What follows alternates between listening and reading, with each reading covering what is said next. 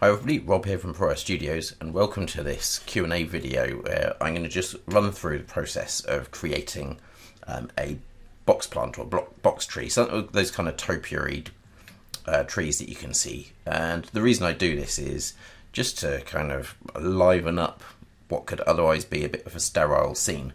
So the first thing I'm going to do is create the kind of leaves, and you could do this either as single leaves or as kind of a group of leaves on a small branch. So I'm going to make this a section of branch which is going to be about, let's say, 20 by 30 centimeters, and I'm going to give it 5 by 3 segments for this particular example, and this just allows me to give things a little bit of shape. So I'm going to just turn on the lines so we can see what we've got here. Actually, let's go down to 4. Okay, and I'll just raise this a touch so it's off the grid. Okay, so what I'm going to do is hit C to make this editable, and I'm going to take my central line here and I'm just going to dip that down a little bit. I'll take these lines here and just decrease the size along the x-axis. I might even raise them up just a touch, just to help things here. And I'm going to take these edges here, lift them up, and I'll do the same over here, just lift them up a little. Okay, and I'm going to take these end points and drag them down, and I'll probably do the same here. So there are different ways of doing this. You could take this central section of polygons here and lift that up. I just prefer to work like this. Okay, so we have what is essentially a shape here to help us just add some extra interest and make sure that it doesn't look like a flat picture applied to a flat object and then replicated. So what I want to do now is create a new material. So let's open that up. And first let's go into color, and let's navigate to a texture, which is going to be my leaf texture. So just wait for that hard drive to boot up. Okay, here we go. So if I go to 3D World, and where are my textures? They're zipped up, so I'm just going to pause while I unzip everything. Okay, so I forgot I'd zip them off to send. Okay, so what we've got here is our leaf diff, a normal, so we've got color, normal for our bump, and we'll just go ahead and stick this leaf diff in here. I don't need to do that. And we'll add in some normal just so we get some surface detail. So let's come in, add that to the scene. We'll do the same with our alpha, although I have a feeling that alpha wasn't in that folder. So let's just have a quick look. No, that's not in there. So let me just find that again, which I think isn't in my Dropbox. I think it's in my clients folder. So there we go. Let's find this box plant, leaf weight. Okay, so we can see here nothing has really happened. So let's turn off that and invert it, because you can see it's the wrong way around at the moment, which is fine. Okay, so we now have a leaf. Let's just work on this reflectance. I don't like the default specular here, so I'm just going to remove that, and I'll add a GGX, which will be a little bit blurry. There will be a Fresnel mask on this. So this is different to having the layer Fresnel. This is a way of actually controlling where things are going to be visible or not, and I don't want them anywhere near as strong as that, or the specular. Bring this right down, and I'll bring the global weight right down as well to about here.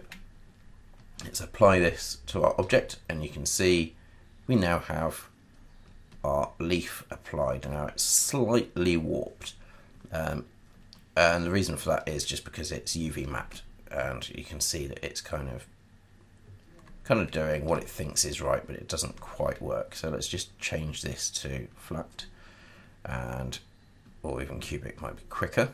If you want to UV things, that's fine too. Actually, no, I say that, I think this might actually be all right if I just bring some points back.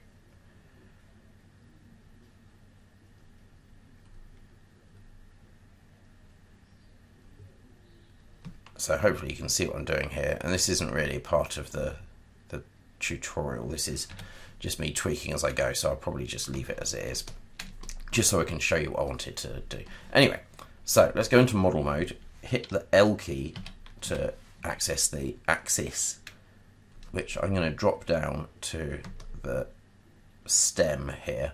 Now if you go into a side view, what you need to do, just to make things easier for yourself, is line up the axis with the direction of that stem on the leaf. So I'm just going to change that. It doesn't have to be exact, that will be absolutely fine. Make sure you turn off axis mode by either clicking the icon here or hitting L. And let's go back into our view, and if we hit the E key just to go into the move tool, you can see that's kind of going along there. And why that is important is because the clones then will clone from this point, not the center. So it means that the outside of your base mesh, which we'll get to in a second, is where this will be located. So let's move on to that section now. Let's move that out the way, and I'm just going to add a simple sphere, and we'll make this an icosahedron just because I prefer the evenness of the polygons. So if I go back to a standard sphere, you'll see we have a more dense mesh at the top and a less dense mesh around the waist of the sphere, and that means that we'd end up with more clones possibly on the top depending on how we set up our cloner. So using an icosahedron is just more sensible, even if it doesn't matter down the line. So let's make that editable. I'm going to go into polygon mode, and I'm just going to select a bunch of these polygons around the bottom. This is probably fine. Delete those just by hitting backspace, and this means we will now not have any leaves growing downwards, which is unrealistic. Okay, so let's call this our growth mesh, and this one is our leaf. Always good to name as you go. Okay, so now we have this growth mesh, we have this leaf. Let's take the leaf and make it a child by holding down the Option key of a cloner, and you can see that we have 3 of these leaves. So what we want to do is change the mode from linear to object, and we need to drop our growth mesh object into here. Now you can see we're getting somewhere. Okay, so this is already looking kind of not quite believable, but you can see what we're getting at. I do think that the leaves are too small comparatively to the underlying mesh, so let's decrease the size of that mesh because we know the leaves are about the right size. Okay, so, and that was really down to me not changing the sphere as I was working. So let's go back to our cloner, and we will keep on align clone, and we'll give it an up vector which will be +y because we modelled in the right axis. So if we go +y, we now have our leaves growing in the right kind of direction, which is better. Now they're all a little bit regimented at the moment, so to start with, let's change the distribution from vertex to surface. Now if you wanted to, if you were doing individual leaves, you could use volume, which will actually fill that sphere. Let's hide that sphere for the moment, we don't need it, we don't need to see it anymore. And you can see that there's kind of something going on there, it's not quite what we want. So let's go back to, where were we? Volume to surface, which is what we do want. Now this is much better because you can see they're a bit more random in where they're growing from, but there's not enough. So let's go for say 500, and that looks better. It's still not perfect, it's still a little bit regimented. I mean, they're all kind of pointing out from the surface normals of that underlying object a little bit too neatly. So what I'm going to do now is just come up to MoGraph effector, and you can do all sorts of things here, but I'm going to use a random effector, which gives a lot of that kind of organic noise that we like. Now there are different modes here, so I'm going to change from the random mode to the noise mode, which helps things tighten up just a little bit. And you can see almost as you move around, you can see the scale of the noise that it's using, and the scale is just a little bit too big at the moment. So if we adjust this, and you can choose a place where it suits you, and what's good about doing it with this tool, using the noise and the scale, is that you can kind of see live preview of what you've got. Now, none of this is quite working for me at the moment, so let's just go back to a random and look at another way of doing it. So this feels more natural to me, but I think there's too much going on, so let's reduce this down to 20 centimeters, and I think that's actually looking pretty good. I am going to change the scale. We want to keep it uniform so the proportions of the leaves still look right, and I only want a little bit of variation, so maybe 0.15. We could up that just a bit, maybe 0.25. Okay, so that's looking good. And I'm going to add just a touch of rotation. I reckon maybe 15 degrees in every axis, and that looks much more organic.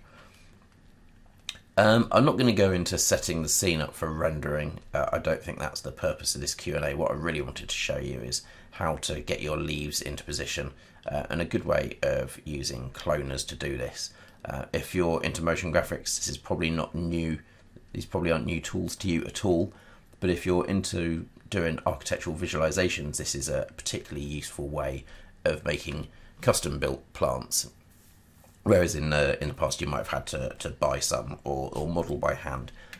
In Cinema 4D you have these wonderful tools that let you do it for you almost automatically. So you build a couple of things and away you go. So just to kind of show you again how this could work, let's just do it with a square, and we will take our cloner, and in the growth mesh there we'll swap that out for the cube. Let's hide the cube so you can't see it, and now we have a cubic based object. Now these leaves on top are growing upwards, so you'd probably want to kind of smooth it off a little bit, which you could do just by making it editable and going in polygon mode. You could just go to subdivide and make this a smooth subdivision, and you still have kind of a cubic mesh, and it's probably a bit too smooth. I would have divided differently maybe, but you can see how this works. Let's get rid of that cube and do a different kind of mesh just to show you if somebody had done something like, let's go for a torus. I'll just keep it big for now, I think that's okay, just to show you how this works. So we'd probably want more of them, or reduce the size a little bit. Ooh, size of the torus, like so. Let's zoom in, hide the torus, go into our cloner and increase the count because that's a bigger mesh. And now we have a donut shaped plant. And if you then go in like I did in the actual main image that you've seen, you go and add, you know, kind of a trunk and a pot and everything. It's really easy to just create any kind of shape. So if you imagine a peacock or whatever, a stately home, you could do that pretty simply. So I hope that's been of some use, and see you all again soon. Thanks very much.